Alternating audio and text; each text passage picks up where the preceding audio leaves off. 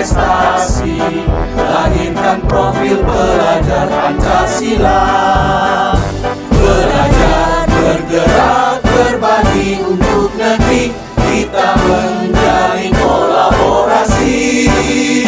Belajar, bergerak, berbagi untuk negeri, demi bakti pada Ibu Pertiwi.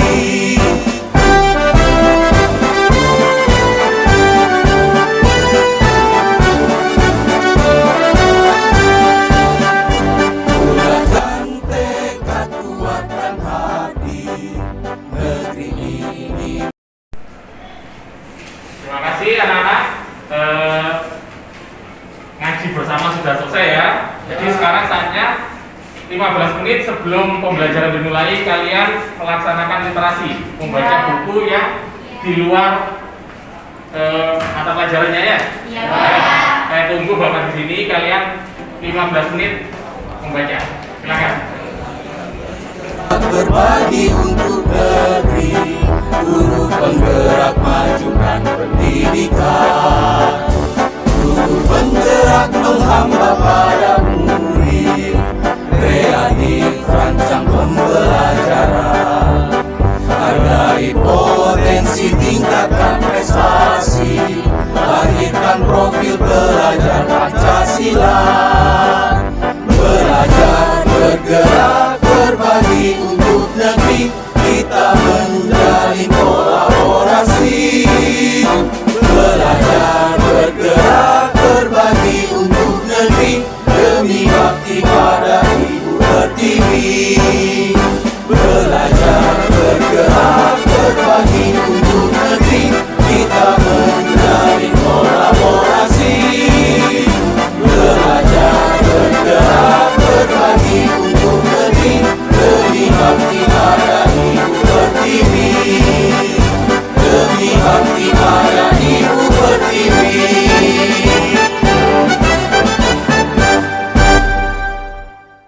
Waktunya 15 menit sudah selesai. Sekarang kalian tulis di jurnal kalian ya. Apa nama judul bukunya, halaman berapa yang kalian baca ya. Jadi di program sabu-sabu ini ya, satu buku satu bulan. Nanti di akhir bulan apa yang kalian baca kalian ceritakan ya buat sinopsisnya. Ya, sekarang kita mulai pembelajaran hari ini. Ditutup kalau sudah tulis jurnal. Terima kasih.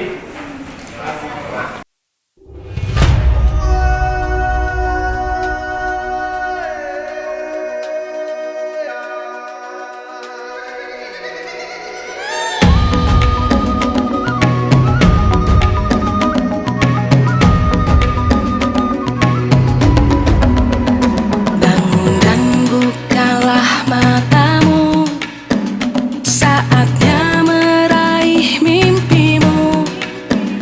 Arahkan pandangan ke depan, Tuhan kan menuntunmu.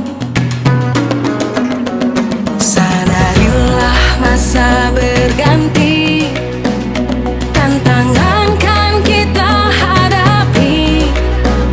Bergandeng tangan untuk negeri mimpimu.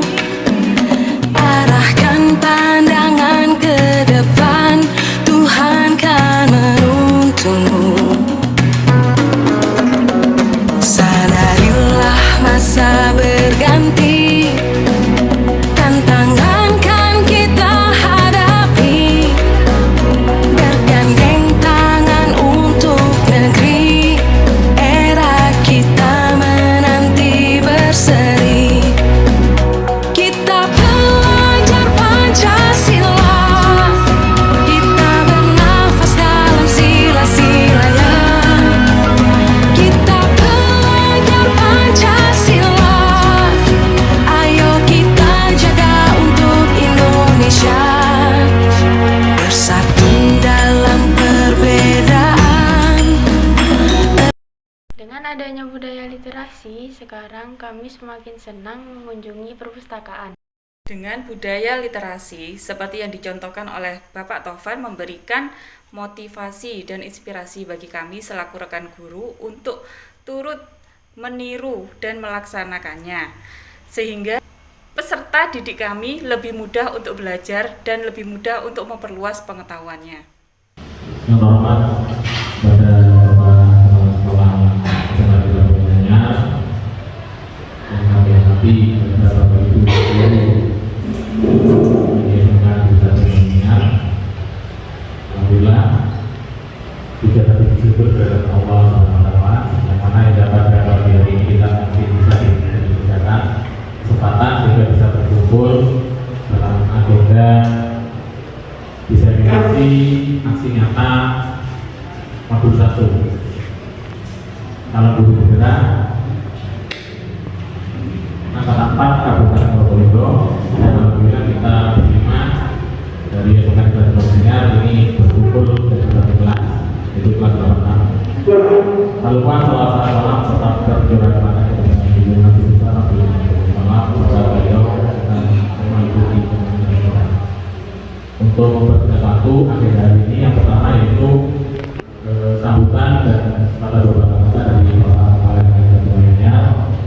Yang kedua yaitu diseminasi yaitu sosialisasi atau pengibasan apa yang sudah kami laksanakan, apa yang sudah kami lakukan, dan yang nantinya ini adalah sebagai tujuan bersama, bukan hanya kami berlima sebagai TGB ya. Jadi semua misalnya budaya positif, tujuan profil pelajar Pancasila ini seluruh guru ya.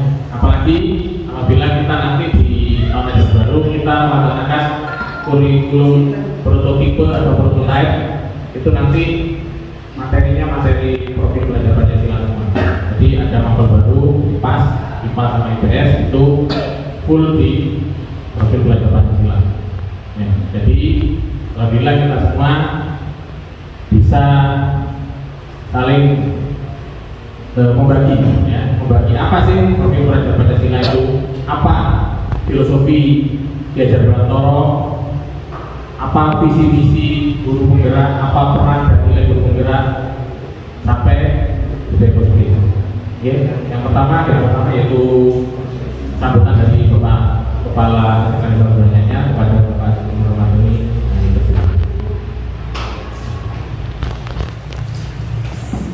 Assalamualaikum warahmatullahi wabarakatuh. Bismillahirrahmanirrahim.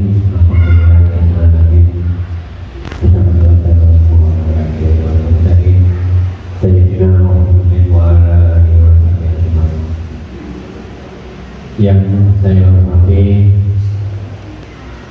Bapak Ibu guru penggerak SMK Negeri 1 Probolinggo,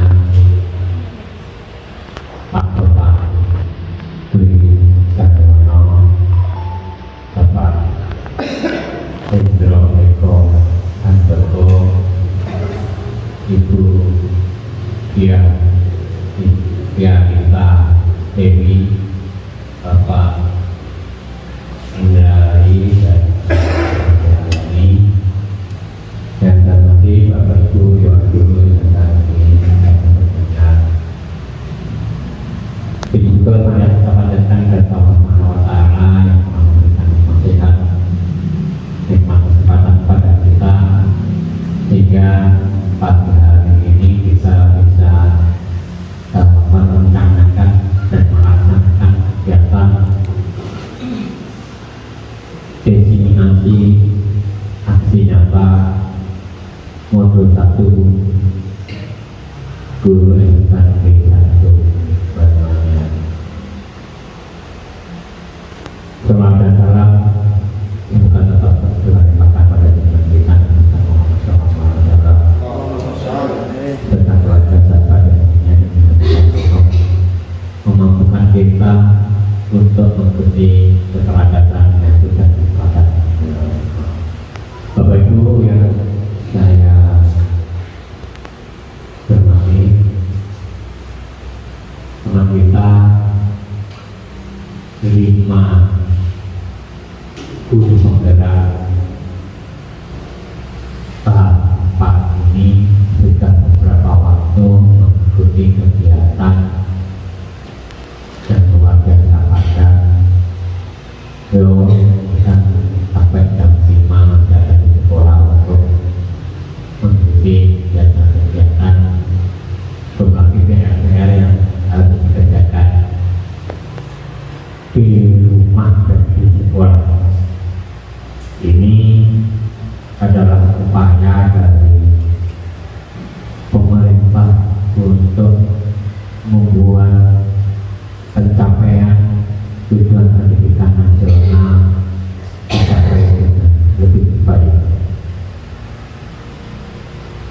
ide pokok daripada guru penggerak ini adalah sebenarnya membreakdown dari apa yang disampaikan oleh tokoh pendidikan kita, yaitu Ki Hajar Dewantoro, dengan falsafahnya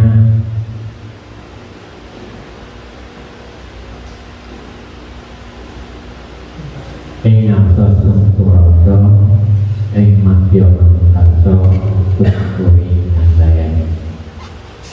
Guru dengan filosofi sederhana di buku dan video,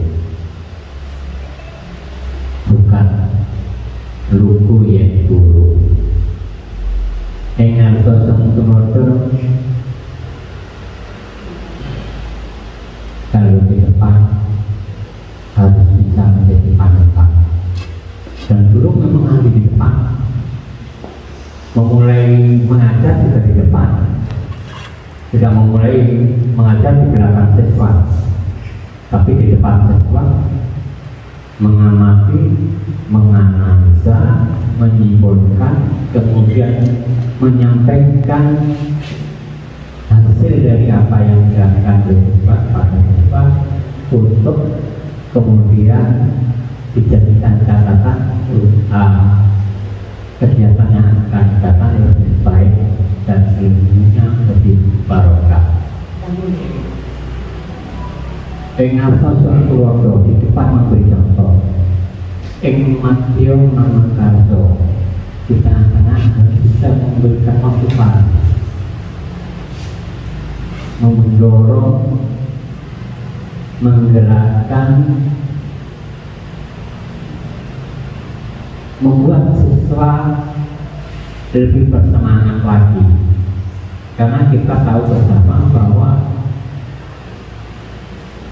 anak-anak kita ini dari background latar belakang orang tua yang sangat berbeda,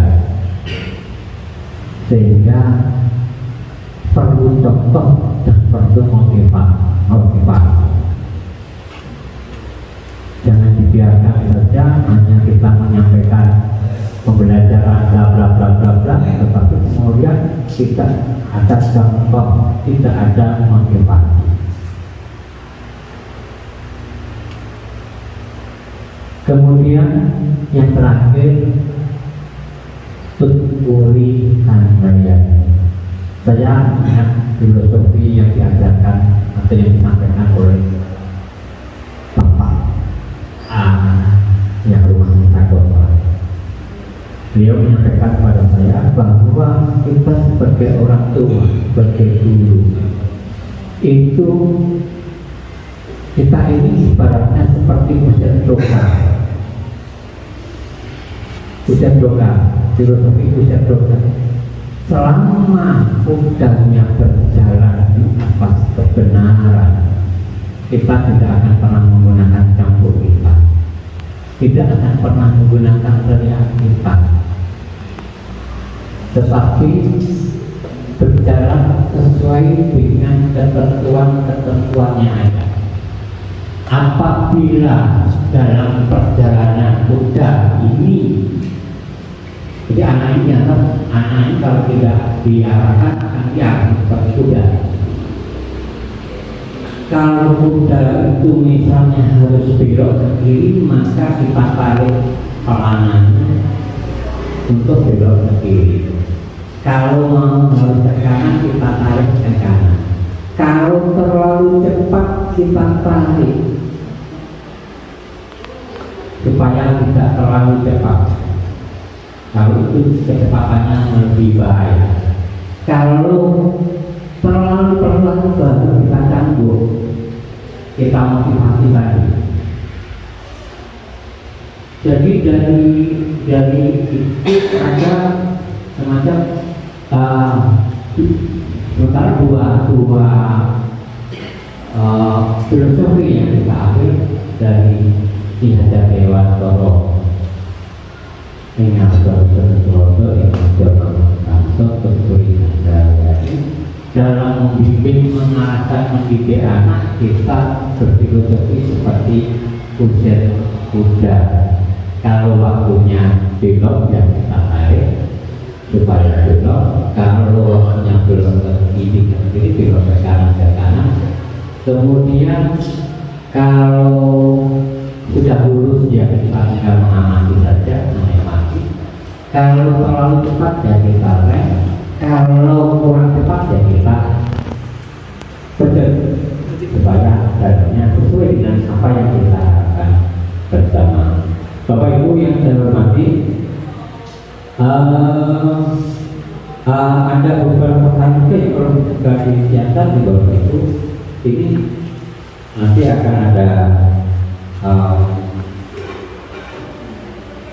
hal yang perlu disampaikan kepada pimpinan dari teman-teman bahwa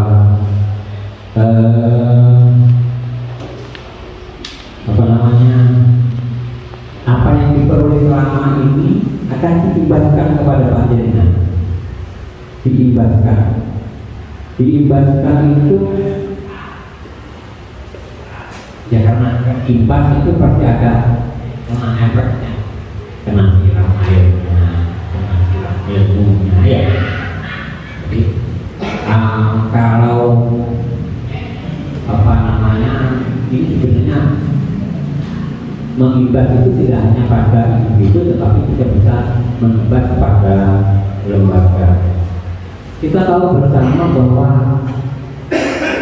ada yang mengatakan bahwa anak kita ini tergantung daripada diri kita, murid kita tergantung dari guru yang ada ya.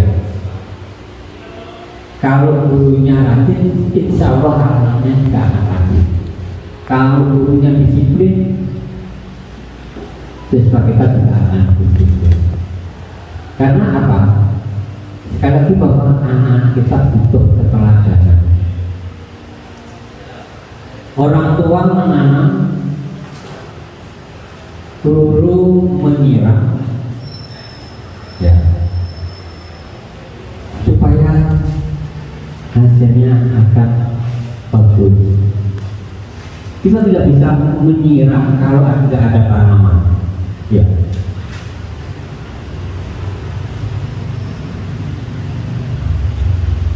Jadi yang menanam pertama memang adalah orang tua. Membentuk karakter anak itu adalah orang tua. Dan itu adalah sistem berkesinambungan dan harus diperjuangkan. Menanam orang tua, kewajiban orang tua memberikan menanam kepada anaknya tentang hal-hal yang positif. Di sekolah guru yang menyiram, memupuk, ya, merawat supaya tanaman itu menjadi lebih subur lagi. Tetapi sekarang bahwa yang menetapkan, yang menentukan itu adalah Allah, Tuhan kita. Dan tadi masuk ke kelasnya Pak Ari, karena Pak Ari bisa masuk ke kelasnya masuk. Ya balik. Ya karena Pak Ari itu menyatakan ini. Jadi saya bilang, kalau kita sudah berikhtiar semaksimal mungkin, kemudian hasilnya belum sesuai dengan harapan kita, paling tidak kita masih bersyukur sudah berikhtiar. Ya. Monggo kita ikuti bersama apa yang akan disampaikan oleh 5 teman kita dari hasil mengikuti kegiatan calon guru penggerak. Ada 4 item, modul 1.1, modul 1.2, 1.3, 1.4. Nanti siapa yang akan menyampaikan saja sama, dan mudah-mudahan hasilnya dapat kita rasakan dan membawa obat yang signifikan terhadap lembaga SMK di Satu. kurang lebihnya saya mohon maaf. Wabillahi taufiq wal hidayah. Assalamualaikum warahmatullahi wabarakatuh. Apa yang kita dapatkan selama ini, ya. Jadi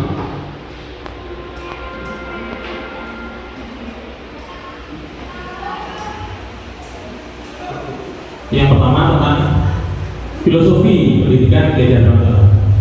Ya. Jadi di sini Ki Hajar Dewantara menginginkan kita semua itu menuntut, ya. Menuntut tapi bukan memanjakan anak, ya. Menuntut di sini, bukan menuntut, ya. Jadi kita jangan sampai menuntut siswa seperti keinginan kita harus bisa A, bisa B, bisa C.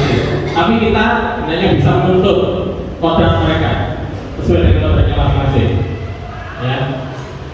Siswa A belum tentu sama dengan siswa B, ya. Jadi tugas kita untuk menjadikan siswa kita menjadi profil belajar Pancasila itu sangat berat untuk kurikulum prototipe, ya, prototipe secara metodologi, ya.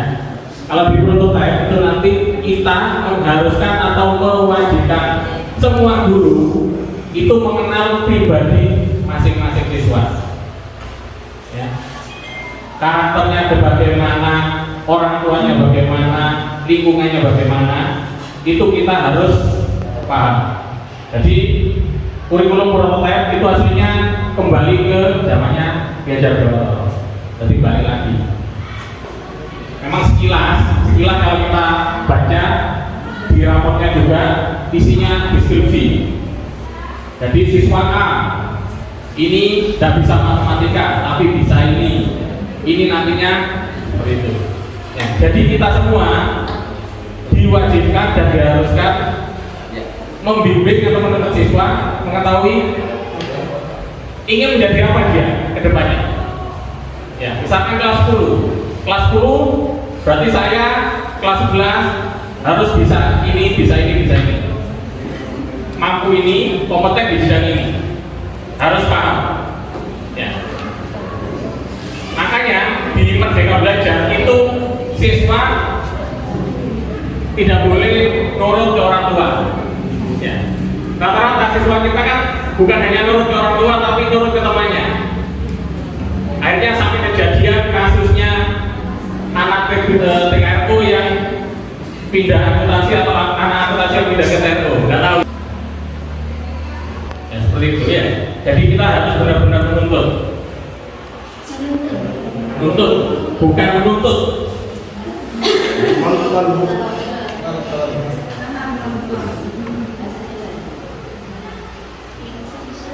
Selanjutnya tentang nilai dan guru penggerak. Nah, di sini yang disampaikan guru Diabilita tadi.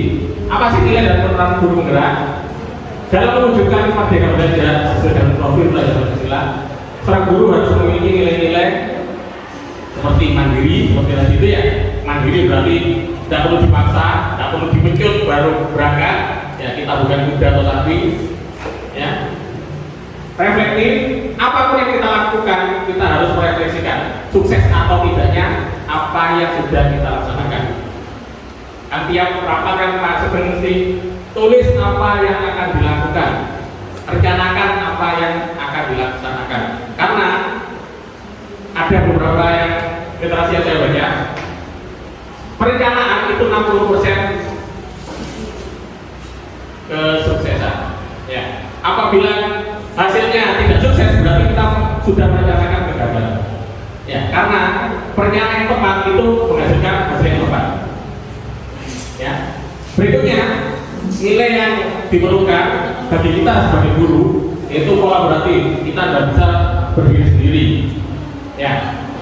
Misalkan guru produktif tidak mau dengan bahasa Inggris, padahal data buku-buku literasi Mesir itu semuanya bahasa Inggris, ya. Kita pasti kesulitan, ya. Jadi kita perlu kolaboratif. Begitupun dalam mendidik siswa kita butuh kolaboratif, ya.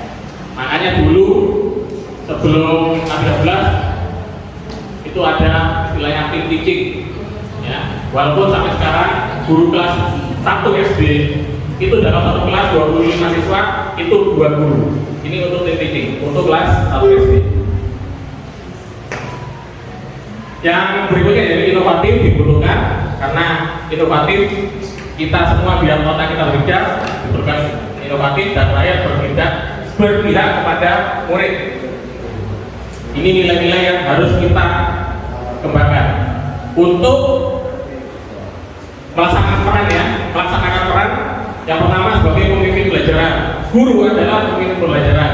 Jadi kalau gurunya nulis muridnya main HP, berarti kita gagal menjadi pemimpin pembelajaran.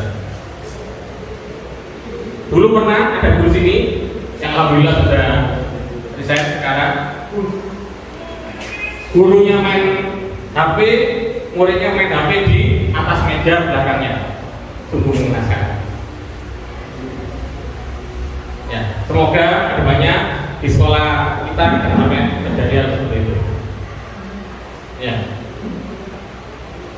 Kemarin juga ada gurunya merangkak, kalau you mau, gitu ya.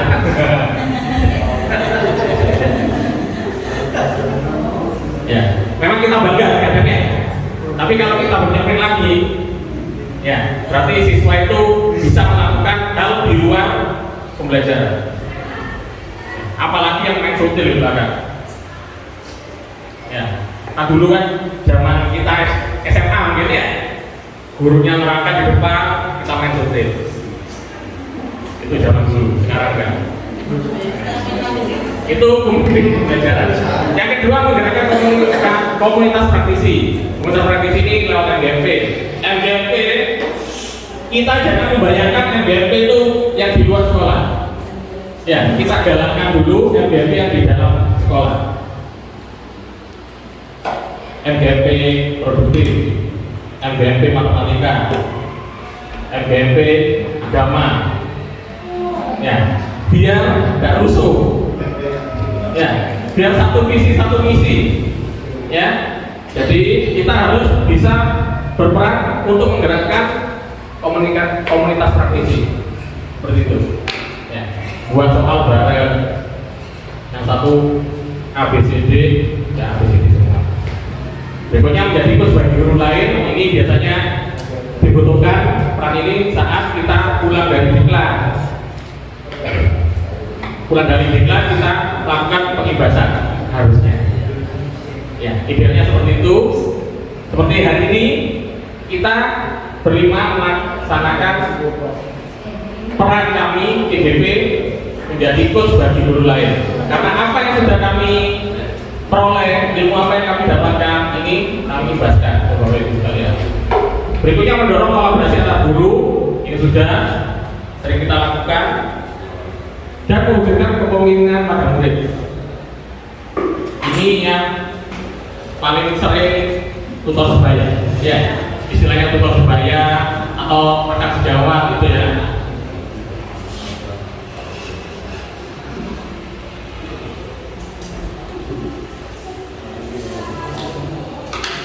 Nah, ini berikutnya 1.3 ini tentang visi dan misi.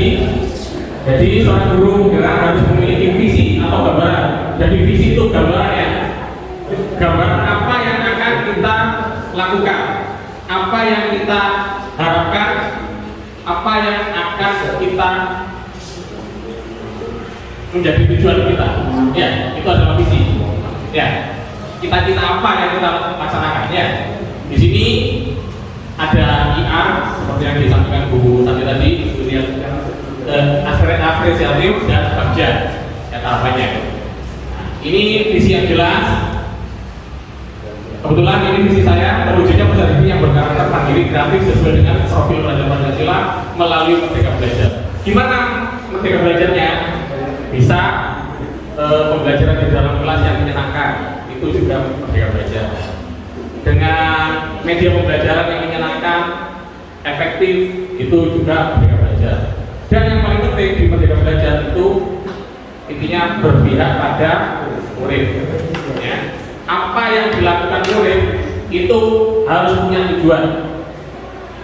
Makanya sering saya di kelas, itu saya sering tanya, Tujuanmu apa? Kelas 12 itu banyak yang masih belum punya tujuan. Kamu sekarang kelas 12, apa tujuanmu setelah lulus? Kuliah Pak? Wah, Pak. Kuliah Pak? Kerja Pak? Kerja di mana? Tidak tahu. Kuliah di mana? Tidak tahu. Akhirnya tiap saya pembelajaran saya, 1 minggu sekali saya tanya, tujuanmu tiap minggu harus ada tujuan hidup. Jadi proyeksi dia masa depan itu apa? Ya. Sukses Pak, sukses. Sukses itu apa? Ya. Bisa membuat tersenyum ibu kan sukses, ya.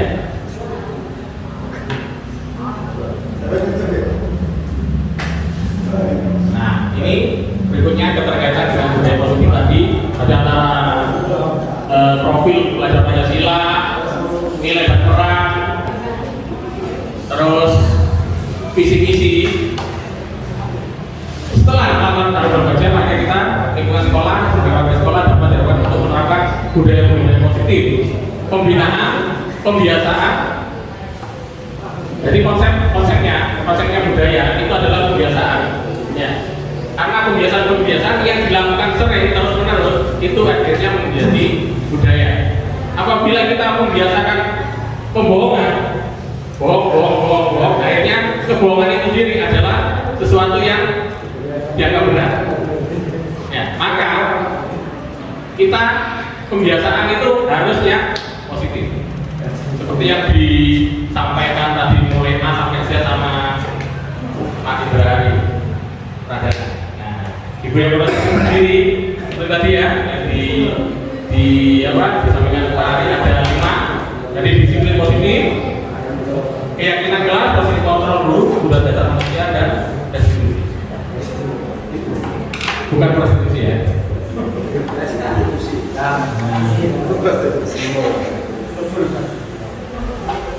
Ini kita kembali ke disiplin positif. Ya. Tujuannya apa? Untuk bekerja sama dengan siswa dan tidak menentang mereka. Intinya cuma itu. Jadi disiplin positif kita itu merangkul, ya. Jadi kita tidak menuntut mereka, tidak menentang mereka. Ya. Memang di sini sering karena memang tipe kalau orang sini kan seperti ini ya tipikalnya ya. Kalau versinya Pak Hendro itu karena MTS ya. Nah, jadi kalau di Kalemi desa bengkong, desa lurus bengkong ya. Jadi pengelolaannya adalah membangun kekuatan positif daripada mengkritik kelemahan mereka dan menggunakan kekuatan positif untuk mempromosikan perilaku yang baik. Jadi intinya seperti itu tujuannya. Jadi kita merangkul anak itu, memberi keyakinan kepada mereka bahwa mereka itu sama, nakal, pendiam itu sama. Ya, cuma kita yang menjadikan anak-anak itu nakal adalah kita. Ya, yang menilai anak-anak itu nakal apa tidak itu sebenarnya dari kita. Ya, kalau anak nakal tapi kita rangkul, jadi pikiran kita anggap anak ini tidak nakal, anak ini tidak nakal, anak ini tidak nakal. Insya Allah anak itu tidak akan nakal. Ya.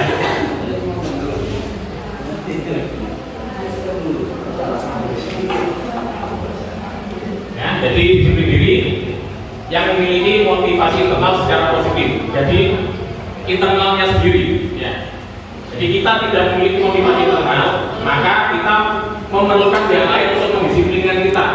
Misalkan yang eksternal itu ya, maka siswaan nanti dalam ini dibantu Pak Jid, Pak Safaat dan kawan-kawan. Itu adalah membantu secara eksternal. Sebenarnya disiplin itu berawal dari dirinya sendiri. Saya ingat kata-kata saat kita lakukan karya kemarin ada 3M yang kita butuhkan. Ya. Yang pertama, mulai dari yang kecil.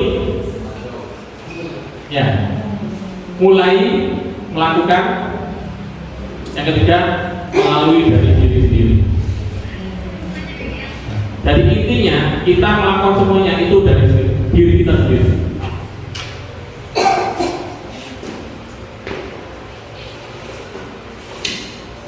Ini seperti yang dijelaskan Pak Indrari tadi. Jadi ada 5 posisi kontrol, ya. Penghukum, pembuat orang merasa bersalah, teman, monitor, dan manajer. Dan kelima ini yang bagus adalah sebagai manajer, agar kita peserta didik yang merdeka dan bertanggung jawab. Karena manajer itu bukan hanya sebagai pemantau, mereka juga sebagai teman. Jadi anak itu dirangkul. Jadi kita tidak menentang anak, tapi kita rangkul. Kita juga jangan sampai membuat orang merasa bersalah, karena itu bukan zamannya lagi. Ya, kalau dulu saat kita sekolah, membuat orang merasa bersalah itu paling sering dilakukan guru. Ya, yang bagus ya.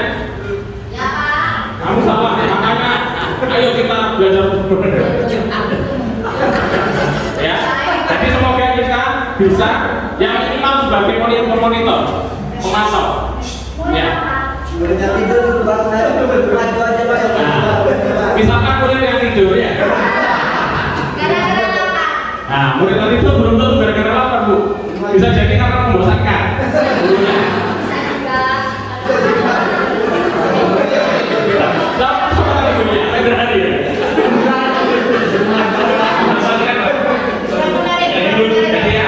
Jadi kita harus menarik dulu ya. Satu pojok sendiri, biasanya pojok-pojok itu ditarik dulu, baru gerak. Ini mulai membosankan nih saya. Mungkin main-mainnya yang mulai kita tinggal ya. Ya, ayo. Ya. Berikutnya, ini lebih kebutuhan dasar manusia. Kebutuhan bertahan hidup, kita dan kasih sayang, kebebasan, kesenangan, dan kekuasaan. Jadi ini semua adalah kebebasan, kebutuhan dasar semua manusia. Kita juga, termasuk kita. Ya. Jadi kita melakukan sesuatu, apapun yang kita lakukan pasti dari 5 kebutuhan dasar ini. Bisa jadi apa yang kita lakukan karena bertahan hidup. Misalkan kita harus bekerja, ya, bekerja. Terus kita dengan sayang, kebebasan, kesenangan, dan kekuasaan. Terus kebutuhan dasar ini adalah tugas kita. Peran kita sebagai guru adalah memberikan semua kebutuhan dasar kepada didik agar mereka berperilaku positif. Kenapa anak itu keluar dari sekolah? Kenapa anak itu loncat? Karena kebutuhan dasar mereka tidak kita penuhi. Misalkan waktunya jam, ada jamnya, ada gurunya, tapi di kelas itu kosong. Akhirnya anak itu rame. Karena rame, ada satu anak yang males karena temannya rame, akhirnya dia loncat pagar. Sebenarnya itu bukan kesalahan anak itu. Karena kita sebagai guru tidak bisa memberikan kebutuhan dasar mereka. Itu yang penting. Apabila kelima kebutuhan dasar itu terpenuhi, misalkan anak itu karena capek ya, lari-larian gitu, nggak pakai baju lari-larian kayak orang gila, itu berarti kebutuhan kebebasan atau cinta dan kasih sayang. Coba kita rangkul.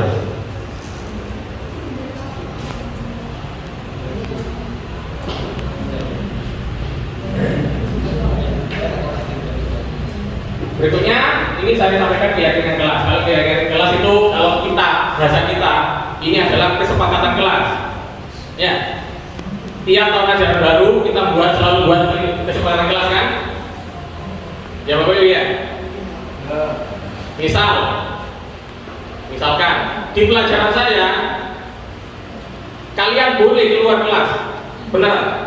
Di kesepakatan saya, kalian boleh keluar kelas asalkan satu, nilai saya 100. Itu saya peroleh dari Pak Nur. Saat saya kuliah, Pak Nur, Menteri Pendidikan, itu dulu seperti itu. Kalian boleh tidak belajar, asalkan nilai A. Ternyata tidak ada yang berani, karena materinya juga sulit. Pendidikan. Akhirnya saya terapkan di sini, ternyata benar. Ya. Walaupun hijab saya ada di Pak Indro ada ya.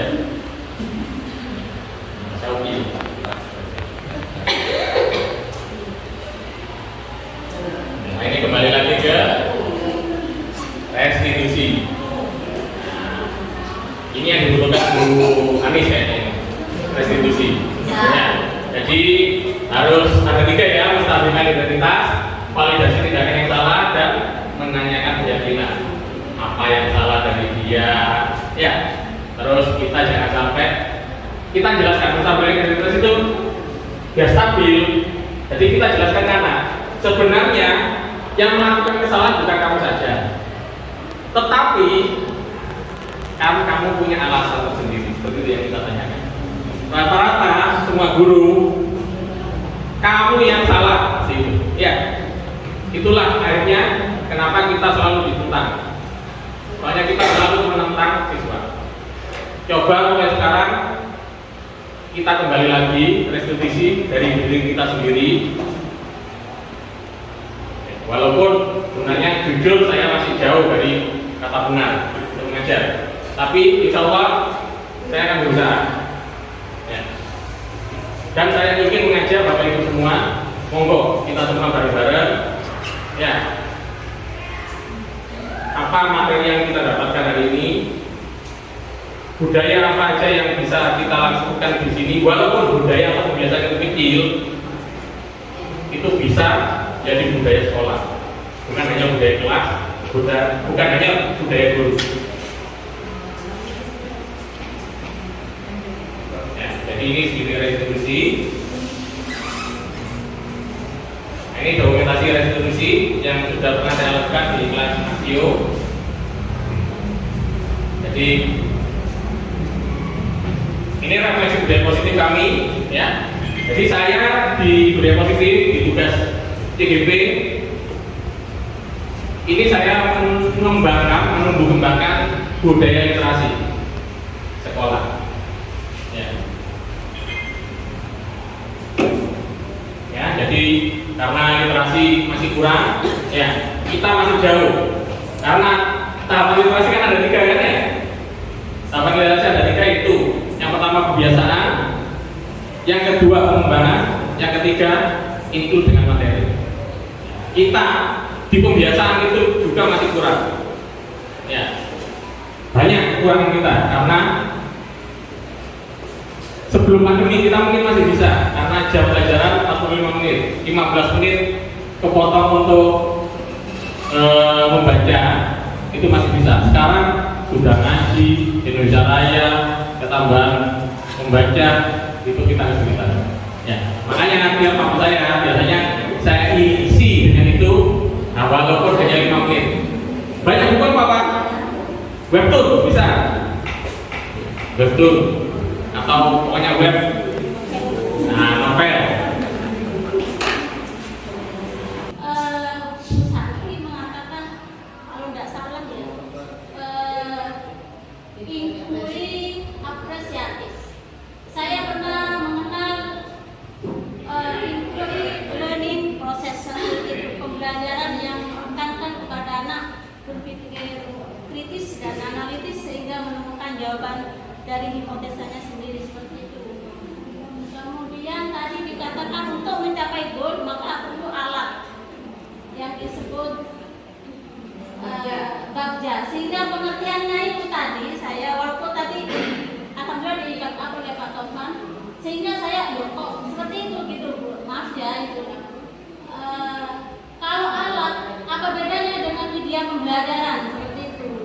Tadi di situ ada alat, mungkin bisa dicek lagi kali. Merdeka belajar loh ya, bukan merdeka mengajar. Jadi nanti diwalik ini untuk merdeka belajar kita harus merdeka mengajar. Anaknya ngasih tugas terus tinggal kantin. Ya, jangan sampai seperti itu di sini. Biarlah di sekolah lain seperti itu tidak apa-apa. Asalkan jangan di SMK kita sebenarnya kita tercinta. Ya, itu yang kedua yang baca tadi seperti yang dilakukan Bu Dewi sama Bu Santi. Jadi istilahnya pendekatan ya. Jadi untuk menggali kekuatan-kekuatan biar tercapai visi tadi tentunya. Ya, jadi untuk menggali ini ada pendekatannya. Di sini pendekatan yang sesuai dengan KHB ini IA, inquiry apresiatif. Dengan tahapannya baru. Tahapannya apa? Bagja itu B A D C A seperti itu. Jadi buat pertanyaan dulu. apa yang akan dilakukan, apa yang ini, ya. Terus kita bisa ambil pelajaran apa yang sudah dilakukan, misalkan apa yang sudah dilakukan peneliti lainnya untuk visi tersebut, gitu ya. Seperti itu. Jadi ini kita ngomongin tentang visi. Jadi untuk mencapai visi, untuk membuat visi itu pendekatannya seperti ini. Ya. Jadi tujuannya apa yang utama? Semua PDP, semua guru untuk kurikulum yang sekarang itu tujuannya cuma satu, profil pelajar Pancasila. Jadi lulusannya menjadi apa? Lulusan yang memiliki kompetensi dan memiliki nilai-nilai profil pelajar Pancasila. Nilainya apa? Ya 6 tadi itu, ya. Beriman, bertakwa, berpikir kritis, gitu ya. Anak-anak tambah menyekit di hati ya. Gimana solusinya? Apakah dibiarkan tapi tambah lama, atau kita tindak kekerasan tapi tetap ada masalah di undang-undang perlindungan anak dan sebagainya. Yang kedua, masalah kasih sayang. Mungkin ada beberapa kebanyakan siswa atau murid itu hanya suka sama beberapa dewan guru. Contoh, yang cantik-cantik kayak Bu Anis, kayak Bu Gita, mereka suka diajar, bukan dihajar ya, suka diajar oleh yang cantik-cantik kayak Bu Anis, kayak Bu Gita. Yang lain nggak suka. Mereka yang ganteng-ganteng kayak mungkin Pak Gila, Pak Hendro, mereka suka. Tapi sama guru-guru yang lain itu malas, di kampus atau nggak ada semangat kayak gitu. Gimana solusinya untuk mengantisipasi atau mengatasi kelakuan dari siswa yang kayak gitu? Terima kasih. Langsung menurut. Assalamualaikum. Monggo.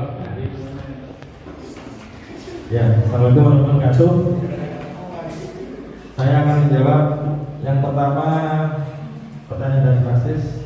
Pertanyaan pertama yaitu pertanyaannya tadi, bagaimana mengatasi kenakalan siswa kalau pakai cara kekerasan itu nanti akan menimbulkan dampak ke belakangnya. Tapi kalau dihalusi nanti lama gitu ya. Nah, yaitu tadi seperti yang sudah saya jelaskan ya, kita menggunakan teori kontrol. Jadi kita harus memposisikan diri kita sebagai manajer. Manajer di sini gini Pak. Jadi kita itu memposisikan diri sebagai teman, juga sebagai pemantau. Jadi kalau teman itu kita pakai cara-cara yang persuasif. Ya, kenapa dong? Kenapa kamu kok seperti itu? Kalau kamu seperti itu nanti akibatnya ini. Jadi dijelaskan bahwa perbuatan itu salah. Nah, alasannya kenapa? Jadi murid akan berubah, tapi bukan karena paksaan, tapi karena dia menyadari akan perbuatannya itu. Nah, sambil kita memposisikan diri sebagai pemantau. Pemantau itu apakah itu kedepannya nanti akan melaksanakan janjinya kepada kita. Misalnya, baik Praksis menerima tindakan itu. Terus apa janji kamu supaya kamu tidak ya Pak, nanti saya akan. Jadi kita sebagai teman, bukan kita sebagai teman kayak saya dengan kita Bapak Ibu, tapi kita sebagai teman, tapi tetap ada batasan antara siswa dengan jangan terlalu dekat. Karena kalau terlalu dekat itu nanti murid bisa menganggap kita sebagai teman gitu, akhirnya lama. Nah, sama seperti yang saya lakukan dengan murid saya memposisikan diri sebagai guru juga teman. Ya, jadi ada batasan gitu antara guru dengan guru, tapi bukan kita membatasi diri kan, tapi supaya tidak ada melampaui batas. Kenapa? Kalau tetap tidur seperti di pojok, nah makanya kita panggil anaknya, Le, kenapa kamu kok sering tidur pada saat belajar di sana? Karena kan siswa itu kan siswa itu pasti punya alasan, ya. Kenapa dia itu kok sering tidur di kelas, ya? Nah, makanya supaya kita tahu alasannya, kita panggil siswa itu, ya. Kita panggil, kita ajak omong-omongan ya. Kamu kenapa kok setiap pelajarannya Pak Ari, setiap pelajarannya Bu Anis kok selalu tidur di kelas? Nah, kita tahu alasannya apa. Sebagai guru, kita harus posisikan diri sebagai manajer, jangan dimarahi, tapi diberi nasihat ya, supaya anak itu tidak sakit hati. Jadi kita sebagai teman juga kita dihargai gitu loh. Bukan kita sebagai teman nanti kita akan dilecehkan sama murid, tidak. Tapi kalau memposisikan diri sebagai manajer, kita sebagai teman nanti akan dihargai. Nah, itu yang pertama. Yang kedua, tadi pertanyaan gimana sih? Kasih sayang Pak. Kalau ada guru yang cantik semangat guru. Kalau ada guru yang kurang cantik tidak semangat. Atau sebaliknya. Nah, ini kita itu harus pertama mensyukuri apa yang sudah Tuhan berikan kepada kita. Ya. Kalau kita itu mensyukuri atas pemberian Tuhan, ya. Insya Allah kita tidak akan melihat orang itu cantik atau jelek. Ya.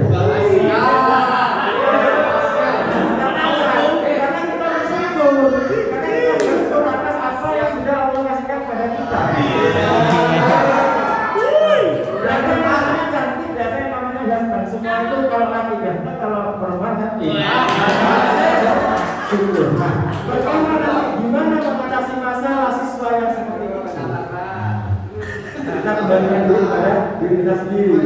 Jangan hanya, mohon maaf, menyalahkan siswa. Nah, kita harus introspeksi diri. Apa yang kurang dari sini? Mungkin cara mengajarnya kita kurang berpengalaman. Atau mungkin kita terlalu monoton mengajarnya sehingga siswa bosan. Belum tentu cantik kok, meskipun cantik kalau mengajarnya monoton, ada siswa yang malah kesana. Tapi kalau kita meskipun kurang cantik tapi kita pede, kita bersyukur atas apa yang kita miliki, kita mengajarnya variatif, inovatif, insya Allah siswa akan nyaman pada saat kita mengajar. Itu saran saya mungkin seperti itu aja. Karena ini Pak Desda, ya wajar ya kalau dari seorang manusia ya, kalau kita lihat yang cantik yang bening-bening itu semangat. Tapi kita sebagai guru itu ya jangan menganggap seperti itu. Kita harus introspeksi diri. Apa yang kurang dari kita? Kita tunjukkan kelebihan kita tutupi kelemahan kita. Itu saran saya. Terima kasih. Assalamualaikum warahmatullahi wabarakatuh. Nah, ini mungkin saya tambahin untuk yang pertanyaan kedua. Kenapa mau yang cantik dan yang ganteng aja? Ya, misalkan kalau Pak Nuris itu sampai muridnya itu kena Pak Nuris. Kalau gurunya kayak gini, masa saya mau bolos? Seperti itu. Ya, jadi sebenarnya bukan karena cantik dan ganteng ya, menurut saya pribadi. Kita sebagai guru, yang pertama penampilan. Ya. Kenapa Pak Sugeng itu saat ketemu dengan Dudi pakai jas? Ya, waktu ada PKL pakai jas. Penampilan. Ya. Walaupun kita cantik, walaupun kita ganteng, tapi ke kelas andalan, pasti diremehkan sama manusia.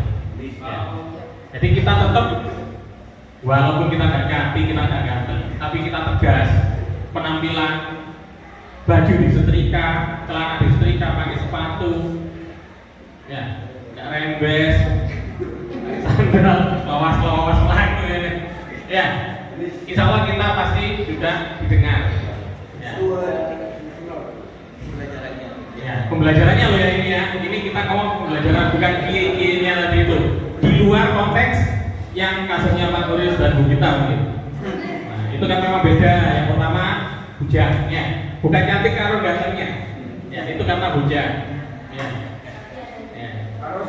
Kalau Pak Ari kalau bujang ya mungkinnya gitu kayak zamannya Wike dulu itu. Ya. Ya, kan saat belum nikah kan Pak Ari kan. Nah, kan gitu. Emang Pak Ari ganteng? Ya juga sih. Itu ya.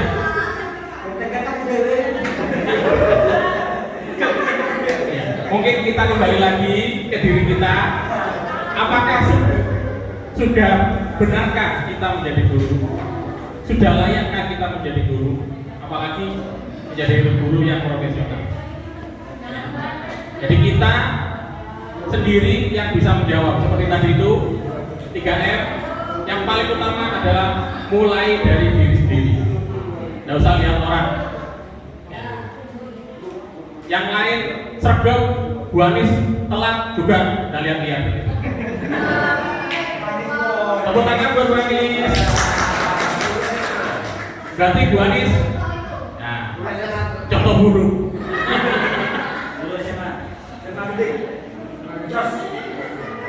Ya Mas.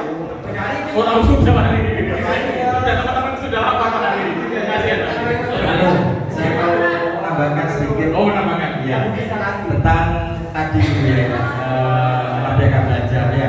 Mungkin teman-teman mungkin kurang paham makna merdeka itu bukan berarti kita itu merdeka itu bebas tanpa batas, tidak. Ya. Merdeka itu maksudnya gini, kalau dulu kita sebagai guru itu kan menuntut murid, ya. Kamu harus seperti ini, kamu harus bisa.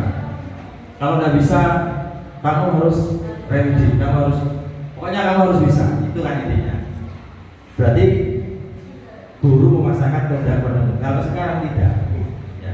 Guru itu memberi kebebasan pada murid untuk mengembangkan bakat sesuai dengan minatnya masing-masing. Itu maksudnya. Jadi gini, misalnya ada anak yang saya kurang akuntansi, ada anak yang tidak bisa atau kurang lahir bidang akuntansi, tapi dia pinter main voli. Nah, berarti bakatnya ada bidang voli gitu. Jadi kita tidak bisa memaksakan anak itu harus pinter akuntansi, dan ya itu namanya merdeka belajar. Jadi kita itu sebagai guru hanya sebagai pendukung, fasilitator seperti yang dikatakan Bu Dewi tadi. Kita bukan zaman seperti dulu. Kalau dulu kan kamu harus bisa akuntansi, kamu harus bisa matematika, kamu harus bisa IPA. Sekarang tidak. Ya. Guru tidak boleh memaksakan kehendaknya seperti itu. Kita harus membantu mengembangkan. Anak itu pintar apa? Pintar nari, kembangkan tarinya. Anak itu pintar apa? Pintar buat lukisan. Tugasnya guru kesenian buat lukisan, kembangkan. Nah, seperti yang dikatakan Pak Kis dulu ya, anak yang pintar ngaji itu, kembangkan itu. Sama tahu bisa juara tingkat tartil tingkat nasional. Itu. Jadi kita tidak boleh sekarang berfokus pada keinginan guru hanya sebagai fasilitas. Itu yang dimaksud. Nah, tapi juga harus sesuai dengan filosofi Pancasila. Jadi, Pak saya pengen ngepil Pak, apa dituruti? Tidak. Pak saya ingin seks bebas, apa harus dituruti? Tidak. Nah itu namanya tujuannya harus ada fondasinya. Bebas tapi ada fondasi. Itu yang dimaksudkan merdeka belajar. Begitu ya Bu Yaya, mungkin penjelasan kami. Kalau misalnya Pak itu nanti kalau Pancasila itu kan nanti masih dibatasi aturan ini. Kita kan punya aturan, bebas kan punya aturan, bukan seperti di negara barat. Di negara barat itu kan bebas tanpa aturan kan itu ya, seks bebas, kemudian narkoba itu kan dibebaskan. Tapi kalau di negara kita ada aturan, bebas tapi ada aturan. Itu. Terima kasih. Assalamualaikum warahmatullahi wabarakatuh.